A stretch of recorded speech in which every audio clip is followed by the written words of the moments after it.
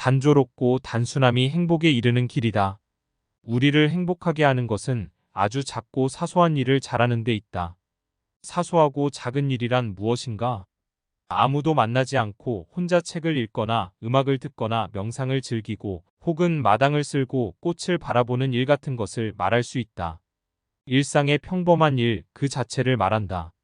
우리는 넓은 곳을 바라보기보다 좁은 시야로 바라볼수록 또 행동 범위가 넓은 곳보다 좁을수록 더욱 행복을 누릴 수 있다.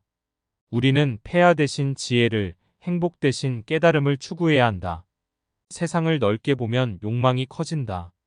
시야와 행동 반경이 넓어질수록 욕구가 더욱 발생하고 욕구가 생기면 그것을 이루려는 걱정과 불안이 증가된다. 사람을 많이 만날수록, 친구가 많을수록, 좋아하는 사람이 많을수록 소망과 욕구의 접촉 범위가 커지면서 불행을 자처할 수 있는 기회와 환경이 커진다. 행복해지기 위해서는 의지와 마음의 공유를 적게 해야 한다. 괴로움은 적극적인 마음에서 비롯되고 행복은 소극적인 마음에서 나온다. 마음의 안정과 고요와 평온함은 야망과 부산스럽고 시끄럽고 바쁜 것으로부터 오는 불행보다 훨씬 낫다. 우리는 성취 뒤에 오는 절망과 허물을 이미 알고 있기 때문에 이런 전제가 가능한 것이다. 작가나 화가나 음악가들이 예술 작품을 창작하면서 행복을 묘사할 때 전원적 목가적 자연 풍경과 고요함과 아름다움을 그리는 것을 보아도 인간의 행복이 어디서 오는 것인지 잘 알 수 있다. 그들은 행복을 묘사할 때 늘 한적한 시골과 자연 풍경과 외로움과 고요함을 찬미하고 있지 않은가. 예술가들은 단조로움과 단순함이 행복의 기본적인 조건이라는 것을 잘 알고 있다. 단순하고 단조로운 삶, 그것만이 행복을 누리는 길이다. 결국 인간의 행복과 불행은 마음먹기에 달렸지만 단순하고 단조로움을 견딜 수 있는 사람은 지적인 생활을 감당할 수 있는 정신적 소양을 갖추어야 한다. 그래야만 권태라는 그늘에서 벗어날 수 있다. 내면적 자아가 공허한 사람일수록 외부에서 끝없는 자극을 구한다. 외부에서 만족을 얻지 못하면 스스로 파멸한다. 고통이 없고 기쁨도 없다면 그것이 가장 행복한 상태이다. 현명한 사람이 원하는 것은 쾌락이 아니라 고통이 없는 상태이다. 현명한 사람은 고통이 없기를 바랄 뿐이지 쾌락을 원하지 않는다. 예를 들어 우리 손에 작은 가시가 박혀서 몹시 심한 통증을 느끼고 있다고 해보자. 몸 전체는 건강하지만 그 점은 조금도 달갑게 여기지 않거나 전혀 관심이 없고 오직 가시에 찔린 통증에만 신경이 쏠려 다른 즐거움이나 기쁨을 보이자 하고 만다. 그뿐만 아니다. 우리는 사업이 순조로운 편인데도 어느 한 가지 일이 뜻대로 안 돼요. 불만이 생기면 다른 일은 염두에 두지도 않는다. 우리가 피해의식을 느끼고 괴로운 것은 이러한 마음의 작용, 즉 의지에 달려 있다. 이렇게 의지의 작용은 적극적이고 직접적이다. 우리는 퇴락과 안위를 목적으로 삼아서는 안 되며 단지 고통이 없는 평온함을 추구해야 한다. 우리가 행복하게 산다는 것은 가능한 한 괴롭지 않게 간신히 견디면서 산다는 뜻이다. 인생은 쾌락을 누리기 위해서 사는 것이 아니라 괴로움을 어떻게 잘 견디는가를 수련하기 위해서 산다고 볼 수 있다.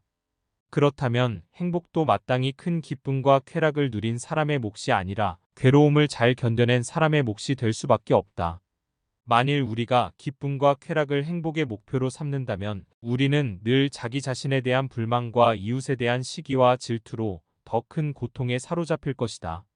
만일 현재 고통도 없고 권태도 없는 상태라면 당신은 지금 행복한 상태에 있다고 말할 수 있다. 그렇다면 우리는 결국 살아가면서 쾌락과 기쁨을 얻으려고 노력하지 말고 될 수 있는 한 괴로움만 없도록 노력해야 한다. 하지만 대부분의 사람들은 그렇게 하지 못하기 때문에 더욱 불행해지는 것이다. 현명한 사람들은 쾌락을 추구하지 않기 때문에 절망에 빠지는 일이었다. 우리는 삶에서 행복과 쾌락에 대한 기대와 희망이라는 미끼에 걸려 하루하루를 살아가지만 바로 행복이나 만족이나 쾌락의 추구를 단념해야 한다. 큰 불행을 피하는 가장 확실한 방법은 행복을 추구하지 않는 것이기 때문이다. 갖지 못한 괴로움보다는 상실의 괴로움을 배워라.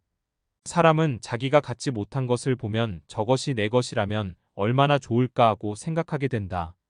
그것이 바로 우리의 갖지 못한 데서 오는 괴로움, 즉 갖고 싶은 소유욕이다. 그래서 우리는 그 괴로움에서 벗어나기 위해 이것이 내 것이 아니라면? 이라는 의문을 품어볼 필요가 있다. 그러니까 현재 자기가 갖고 있는 소유물을 상실한 것으로 간주해 보라는 뜻이다. 남의 좋은 집을 보고 나도 저런 집에서 살았으면 하고 생각하는 것이 아니라 나의 집을 보고 내가 이런 집도 없다면 어디서 살았을까? 이런 집에서 사는 것은 정말 고마운 일이다. 라고 상실을 가정해 오라는 것이다. 그 순간 아까 본 멋진 집보다 내가 사는 초라한 집이 소중하게 느껴질 것이다. 다시 말하면 나의 재산과 지금의 건강, 다정한 연인 혹은 친구, 가족 등등 내 주위에서 나를 후송하고 있는 모든 것들에 대한 소유의 가치를 깨닫기 위해서는 그들이 없다면 어땠을까? 를 먼저 생각해야 한다. 지금의 이 재산이라도 없었다면 나는 어떻게 되었을까? 지금 내가 아파서 누워 있다고 생각을 하면 나는 지금의 나의 건강이 고맙게 느껴질 것이다. 나의 연인, 나의 친구, 나의 가족이 없다고 생각하면 그것은 상상할 수도 없을 만큼 불행한 일이 아닌가. 그래야만 나는 재산을 낭비하지 않으며 내 건강을 더욱 돌보게 되고 나의 연인과 친구를 더욱 잘 대해줄 수가 있으며 그들에 대한 노여움을 미리 막을 수 있다.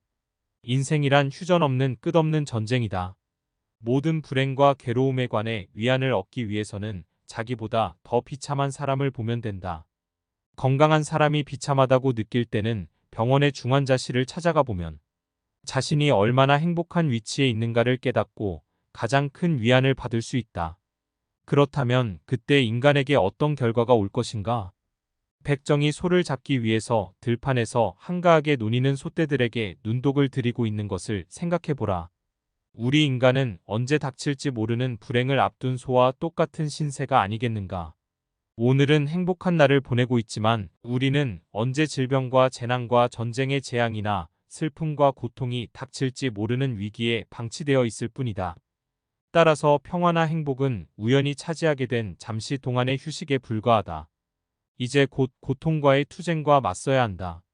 그리고 그 고통을 벗어날 때까지는 끝없는 함정이 기다리고 있으므로 지속적인 보존이 필요하다. 인생이란 휴전 없는 고통과의 끝없는 전쟁의 계속이며 행복이나 만족을 느끼는 시간은 극히 순식간에 불과하다. 따라서 우리는 늘 고통과 맞설 무기를 든 채 끝내는 죽어간다는 결론에 이른다. 인간은 모두 삶과 죽음을 선고받은 죄수이다. 우리들의 유년 시절을 생각해보면 극장 생각이 난다. 어린이는 자기 앞에 전개될 인생이라는 연극을 눈앞에 두고 있는 것과 같기 때문이다. 아이들은 연극이 재미있을 것이라는 기대에 차 있다. 하지만 연극이 재미있을지 없을지, 웃게 될지, 울게 될지 무서워하게 될지는 예측이 전혀 불가능하다. 어린이 앞에 전개될 운명 역시 그와 같다. 그 인생이 행복할 것인지 불행할 것인지는 알 수 없으며 예측은 불가능하다. 하지만 한 가지 중요한 사실은 아이는 이미 태어나면서 죽는 날까지 이 세상에서 살도록 선고받은 죄수이며 그 선고받은 내용을 모른다는 점이다. 우리가 알 수 있는 것은 다만 우리들의 생이라는 것이 끝내는 허망하기 짝이 없다는 점을 자각한다는 점이다. 그런 자각은 세월이 흐르고 나이가 들면서 점차 확실해진다. 우리가 지금까지 살아오면서 그토록 탐닉했던 사랑과 우정과 성공과 명예와 권력이 허망하지 않다고 감히 말할 수 있는 사람이 어디 있는가? 이 욕심을 품고 탐내지 않는 사람만이 삶을 극복하는 참된 승리자가 될 수 있다. 따라서 가장 현명한 방법은 쾌락과 부귀영화, 명예나 권력과 출세 등에 대한 욕구를 버리는 길밖에 없다. 모든 불행이 거기서부터 비롯되고 싹트기 때문이다. 무슨 일이나 과욕은 곧 독이다. 내 철학을 잘 이해하면 살아있는 것보다는 살아있지 않는 것이 좋다는 것을 누구나 깨달을 것이다. 심오한 철학적 관점에서 보면 인생 자체는 아무 가치가 없으므로 생존 그 자체를 거부하는 것이 가장 큰 지혜이자 깨달음일 수 있다. 자신이 설계하는 큰 목표를 다 이루는 사람은 극히 드물고 대부분은 실패하고 실현이 불가능한 경우가 더 많다. 비록 오랜 세월에 걸쳐서 노력하고 천신만고 끝에 계획이 성공했다고 해도 모든 것이 성취될 때에는 그 성취가 이미 쓸모가 없어질 경우가 많고 또 그때는 모든 열정과 기력이 소모되어서 결국은 남이 그 모든 것을 차지해 버릴 수도 있다. 젊음을 바쳐서 재산을 모은 사람들이 그 돈을 한 번도 써보지도 못하고 자식에게 유산으로 남기는 것이 좋은 예다. 그는 자식의 노예로 평생을 산 셈이다. 특히 작가나 예술가들 중에서 노년기에 예술 세계를 확립한 사람들은 그 영광을 누릴 시간이 거의 없다. 왜냐하면 예술이란 시대적 풍조에 따라 변하는 것이므로 한 세대가 지나고 새로운 세대가 되면 자신이 이룬 창작의 결실들은 모두 쓸모가 없어지고 어느덧 새로운 세대의 예술가들이 자신을 앞질러 가는 것을 보게 되기 때문이다. 이렇게 자기 자신과 현실을 토대로 하는 인간의 피나는 노력은 시대와 운명의 거대한 흐름에 휩쓸려 가버리는 것이다. 어찌하여 끊임없는 계획을 세워 연약한 마음의 침을 만드는 것이냐? 젊음의 입구에서 바라보면 인생은 매우 길게 보이지만 노년의 출구에서 바라보면 인생처럼 짧고 허망한 것도 없다. 이것이 우리가 삶에서 겪는 심한 착각 가운데 하나이다. 이 착각에서 벗어나기 위해서는 선배들의 결론을 예의주시하고 받아들이는 수밖에 없다. 따라서 현명한 사람들은 이미 젊은 나이에 노년기의 지혜를 예견하고 운명의 가르침을 따르지만 그렇지 않은 사람은 허망한 삶을 다 보낸 후에야 성각자의 말을 깨닫고 가슴을 친다. 일단 일을 시작하고 최선을 다한 후에 실패를 하면 그 다음은 깨끗이 잊어야 한다. 사람의 일이란 우연과 착오가 늘 곁에 따라다닌다. 우리는 불행한 일을 당하거나 자기가 하는 일이 좌절되면 이렇게 될 줄 몰랐다거나 그렇게 하지 않았더라면 이 정도까지 되지는 않았을 텐데 하고 후회를 한다. 그러나 그런 후회는 스스로 자신을 고문하는 짓이나 마찬가지이다. 그러나 성격상 좀처럼 체념할 수 없는 사람이라면 자신의 이성에 호소하여 우리들의 인생이란 숙명적으로 피할 수 없는 운명이 있다는 것을 인정해야 한다. 하고 싶은 일이 없다면 살아야 할 이유도 없다. 인간의 육체는 압력이 없어지면 파열된다. 그와 똑같이 인간의 정신도 보내라는 압력이 없어지면 파괴된다. 배가 항해하려면 압력을 가하는 물체가 필요한 것처럼 인간에게도 육체나 정신의 고뇌라는 압력이 반드시 필요한 법이다. 따라서 인간에게는 노동과 가난과 정신적 가책이나 고뇌 같은 가압 장치들이 함께 따라다녀야 한다. 그렇다면 우리가 그토록 벗어버리고 싶은 것들은 사실상 운명처럼 짊어져야 살 수 있다는 결론을 얻을 수가 있다. 만일 우리가 원하는 것마다 만족하고 소원마다 성취되어 땀 흘려야 할 일도 없다면 도대체 뭐라고 살아야 한단 말인가? 그저 밥만 먹고 하늘만 보면서 그 오랜 세월을 뭘 하면서 산단 말인가? 인간에게는 반드시 개인적, 사회적인 고뇌가 반드시 필요하고 우리는 그 고뇌를 고통으로 받아들이지 말고 기꺼이 기쁘게 받아들여야 한다. 슬픔에 눈물을 흘려본 사람이 기쁨에 눈물도 흘릴 수 있다. 인간은 고통을 느끼지만 고통이 없다는 것은 느끼지 못한다. 또 걱정은 하지만 걱정이 없다는 것은 느끼지 못한다. 두려움은 느끼지만 안전은 못 느끼며 갈증이나 욕망이나 희망을 느끼지만 그것을 손에 쥐게 되면 금세 흥미를 잃는다. 심한 갈증으로 허겁지겁 물을 마신 후에 남은 물은 버리는 것처럼 욕망도 충족되면 손에서 놓는다. 인생에서 중요한 세 가지 선이라고 할 수 있는 건강과 젊음과 자유조차도 그것을 누리고 있는 동안에는 전혀 느낄 수 없다. 아프지 않은데 병원에 가는 사람이 어디 있으며 젊음은 너무 당연한 얘기고 자유로울 때는 자유 그 자체가 없다. 그러나 경범죄로 파출소 철장에 들어가는 순간 자유가 얼마나 소중한가를 즉시 느끼게 된다. 인간은 행복할 때는 자신이 행복하다는 것을 느끼지 못하지만 불행해져야 그때가 행복했다는 것을 깨닫는다. 그렇다면 내게 현재의 행복이란 없고 행복은 과거의 기억으로만 존재한다는 얘기다. 향락과 쾌락에 대한 실감도 그것이 강할수록 방패되며 습관이 되면 없는 것과 똑같아진다. 그러다가 쾌락의 습관조차 끝나면 괴로움만 남게 된다. 권태는 시간을 느리게 만들고 쾌락은 시간 관념조차 없애버린다. 그렇다면 우리는 이런 결론에 도달할 수가 있다. 물이 나를 살리고 있다는 것을 깨닫기 위해서는 극단의 갈증이 필요한 것처럼 고통스러운 병은 건강의 중요성을 깨닫게 해주고 늙었다는 것은 젊음의 소중함을 일깨워주고 극단의 구속은 자유의 소중함을 알려준다는 것이다. 그렇다면 우리가 지금까지 그토록 싫어하고 피해왔던 불행들이란 행복을 느끼기 위해 반드시 필요한 필수 조건이라는 것이다. 죽음 직전에 살아나야만 삶의 기쁨을 가장 크게 맛볼 수 있다면 우리는 모든 불행과 고통을 어찌 마다할 수가 있겠는가? 큰 그늘은 작은 그늘을 덮는다. 어떤 사람이 세상에서 행복을 얼마나 누리는가를 측정해 보려면 기쁨보다 괴로움이 얼마나 많은가를 따져봐야 한다. 괴로움의 내용이 작은 것일수록 그가 누리는 행복은 크기 때문이다. 어떤 사람의 아주 사소한 일 때문에 괴로워하는 것은 그가 지금 행복을 누리고 있다는 뜻이다. 큰 불행이 닥치면 작은 근심 따위는 거들떠볼 경험도 없다. 따라서 평화나 행복은 우연히 차지하게 된 잠시 동안의 주식에 불과하다. 이제 곧 고통과의 투쟁과 맞서야 한다. 그리고 그 고통을 벗어날 때까지는 끝없는 함정이 기다리고 있으므로 지속적인 보존이 필요하다. 인생이란 휴전 없는 고통과의 끝없는 전쟁의 계속이며 행복이나 만족을 느끼는 시간은 극히 순식간에 불과하다. 따라서 우리는 늘 고통과 맞설 무기를 든 채 끝내는 죽어간다는 결론에 이른다. 인간은 모두 삶과 죽음을 선고받은 죄수이다. 인생이 행복할 것인지 불행할 것인지는 알 수 없으며 예측은 불가능하다.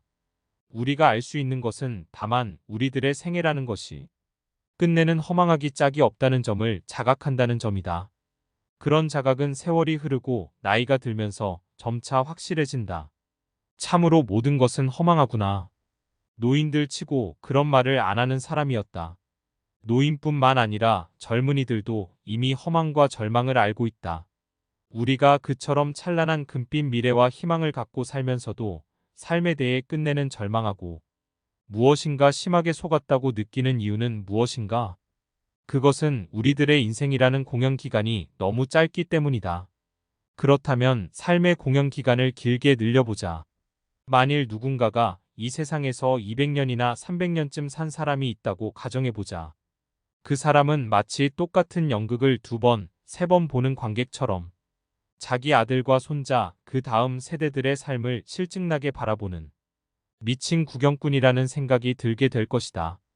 그것은 우리들 인생이라는 것이 결국은 입장료를 내고 딱 한 번밖에 볼 수 없는 연극처럼 속아도 한 번 속는 것으로 족하고 신기하고 놀라고 기쁘고 슬퍼도 한 번으로 족한 것, 후회도 한 번으로 족한 것이어야 한다는 것이다.